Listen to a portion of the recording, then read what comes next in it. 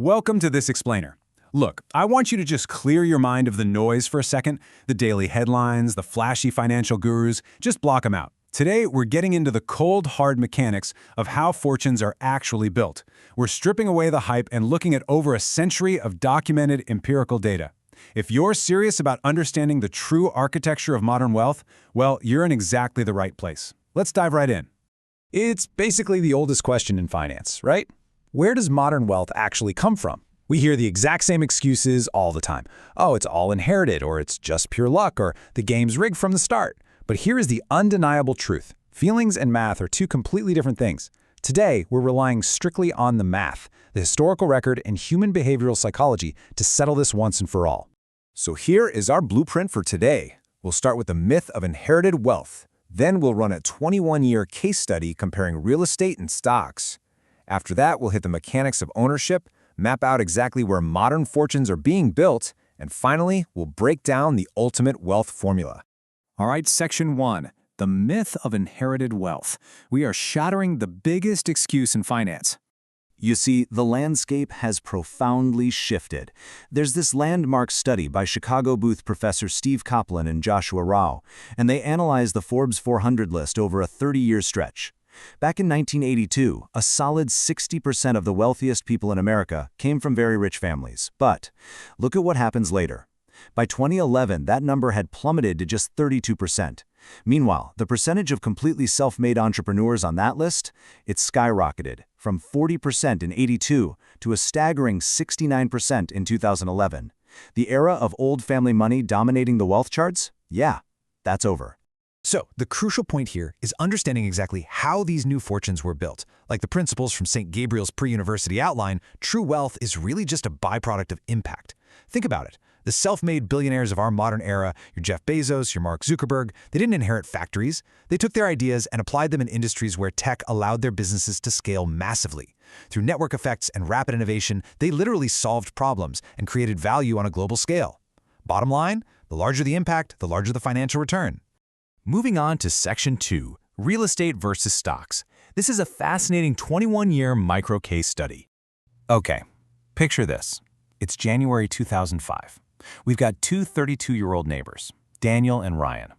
They earn the exact same salary, and they both have exactly 50 grand saved up. They are at the exact same starting line. Now, Daniel takes his $50,000 and puts a 20% down payment on a $250,000 rental property, locking in a 30-year fixed mortgage at 5.8%. Ryan, on the other hand, takes his $50,000 and drops it straight into a Vanguard Total Stock Market Index fund, setting up a totally automated $300 monthly investment. Now, on day one, Daniel feels incredibly wealthy, right? He's got a physical house, he's got a great story to tell at dinner parties. Ryan? He basically just has a confirmation email. But let's look at the actual math over time. Before we run their timeline, though, you really need to hear this number: 145 years.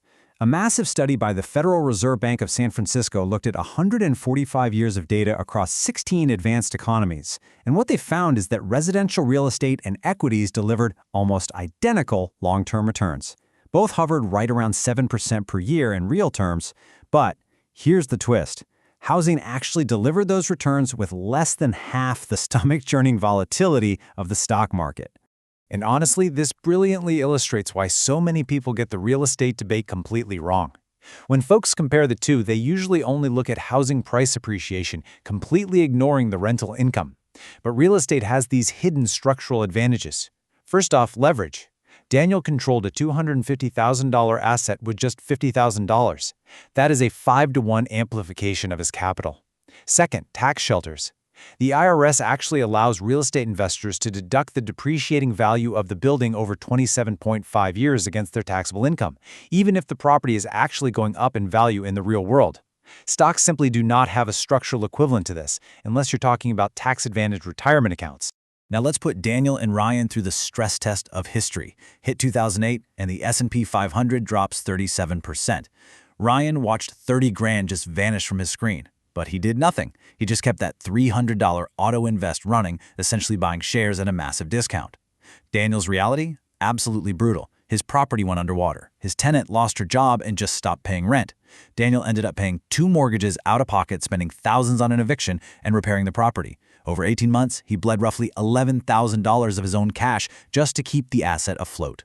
Fast forward to 2020, the stock market crashes 34% but rapidly recovers while housing surges. Daniel's property skyrockets 19% in a single year, literally the fastest in the index's history, allowing him to refinance at a sweet 2.9%. Which brings us to the final scoreboard in early 2026, after 2 decades of serious economic turbulence. Ryan's stock portfolio sits at roughly $545,000, and it required maybe 21 hours of lifetime management. Plus, he has complete, instant liquidity. Daniel's total real estate wealth, so that's equity plus accumulated net cash flow, sits at around $385,000. And let's not forget, Daniel basically worked a second job for free, spending about 500 hours actively managing that property. So in this exact specific scenario, Ryan wins the math. But keep in mind, Daniel totally could have won this if he'd bought in a market with a stronger rent-to-price ratio, or if he'd used a 1031 exchange to defer his capital gains and scale up an empire. Okay, Section 3, the mechanics of ownership, moving from wages to equity. There's this really powerful insight from the FinTrack blog that captures this perfectly. It says, a paycheck did not make her wealthy. Her ownership stake did. And listen, this is the fundamental separator. You simply cannot save your way to millions on a standard salary. It just doesn't scale. True prosperity requires you to capture equity, whether that's owning shares in a growing tech company, holding title to appreciating real estate, or owning the IP of a business. Wealth is just the mathematical result of ownership scaling faster than wages. Now, to actually capture that equity, you have to operate what we call the entrepreneurial wealth engine. As taught by St. Gabriel's Pre-University, this isn't about chasing some overnight crypto riches. It's a disciplined, deliberate system.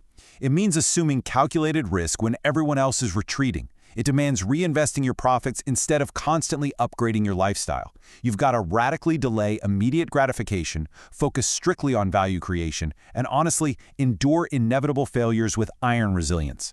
The wealthy, they don't view their capital as something to be consumed. They view it as a highly specialized tool used to expand their future opportunities.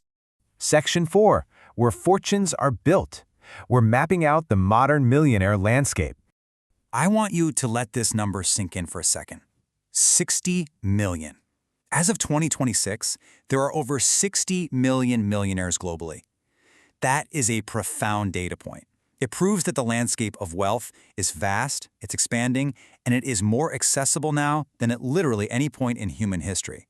The game is no longer restricted to a handful of Wall Street elites or old aristocratic families.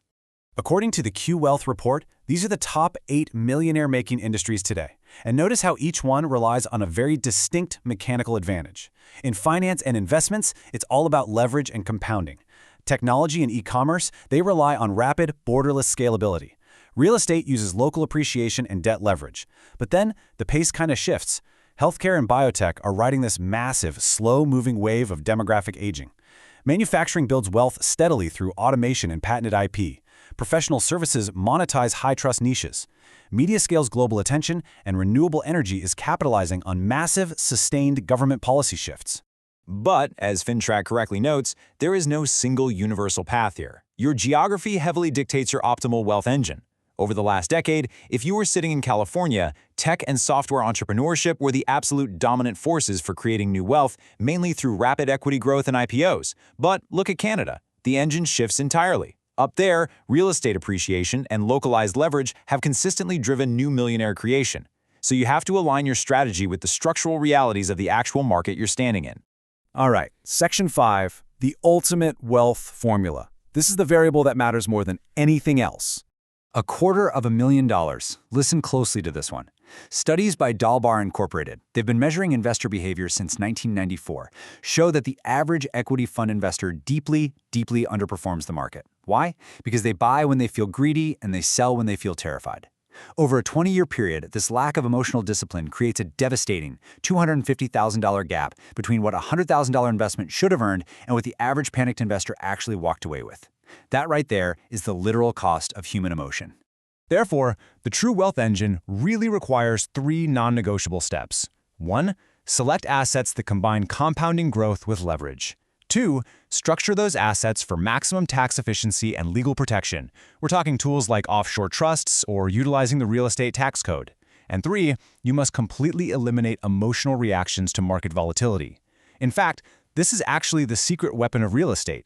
The simple fact that a house is illiquid, that it's a huge pain to sell, is precisely the thing that prevents you from panic selling your asset at 2 a.m. just because you read a scary news headline. Because, as the financial data definitively proves, the #1 predictor of whether someone built wealth over 20 years was not which asset class they chose, it was whether they stayed invested through the downturns. It's not about perfectly picking the next big tech stock or finding the flawless rental property. The folks who cashed out their 401ks in a panic or walked away from underwater properties in 2009, they ended up with nothing. Discipline, fortitude, and time, those are the true architects of wealth.